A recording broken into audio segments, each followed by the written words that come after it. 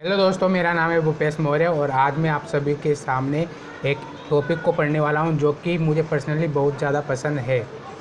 और वो जो टॉपिक है वो इस टॉपिक कल करे सो आज कर इस बुक में से है, जिसे लिखा है स्वेट मार्डन ने।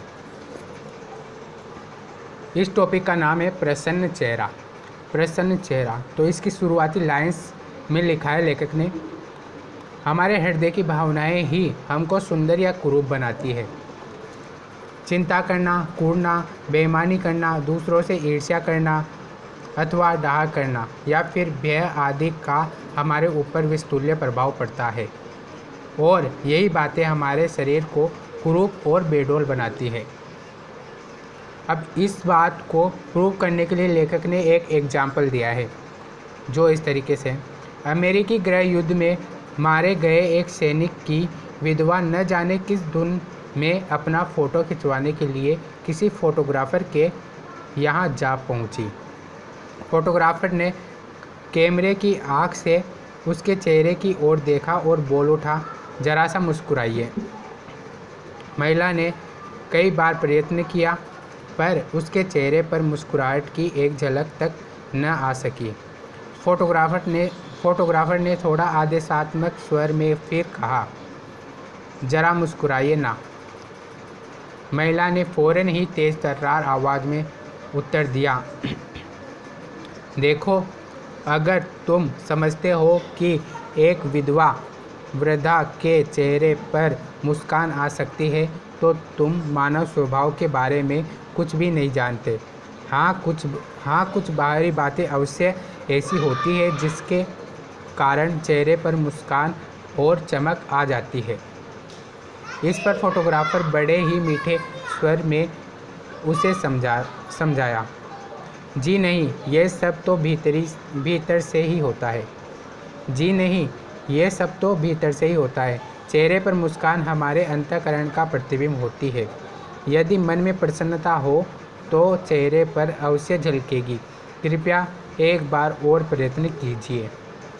फोटोग्राफर के उन शब्दों को सुनकर उस महिला के मन में विश्वास जागृत हुआ और वह थोड़ा सा मुस्कुराने में सफल हो गई। तभी फोटोग्राफर हर्ष से चिल्ला उठा, बहुत बढ़िया, बहुत अच्छा। आप तो अपनी आयु से 20 वर्ष छोटी लग रही है। उस महिला ने पति की मृत्यु के बाद उस दिन पहली बार अपनी प्रशंसा सुनी थी, जो उसके हृदय पर अंकित हो गई। और जब वह अपने घर पहुंची तो उसके हृदय की भावना कुछ दूसरी ही थी।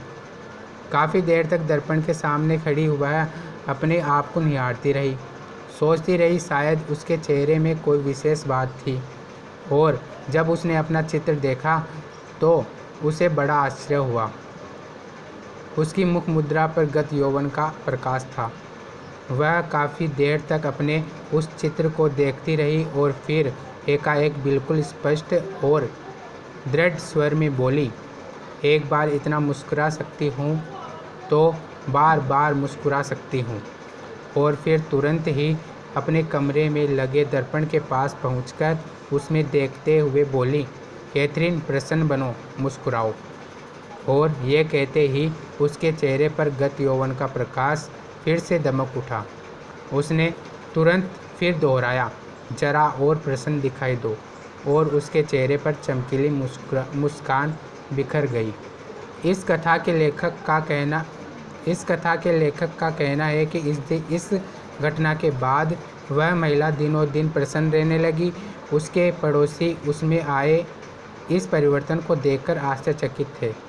वे पूछने लगे, मैडम कैथरीन, आप दिनों दिन युवा कैसे होती जा रही है? बात बिल्कुल सच है। आपके हृदय की भावनाएं ही आपको सुंदर और कुरूप बनाती है। चिंता करना, कूड़ना, बेईमानी करना, दूसरों से ईर्ष्या, द्वेष अथवा डाह करना या फिर भय आदि का हमारे ऊपर विस्तुल्य प्रभाव पड़ता है, और यही बातें हमारे शरीर को कुरूप या बेडौल बना देती है।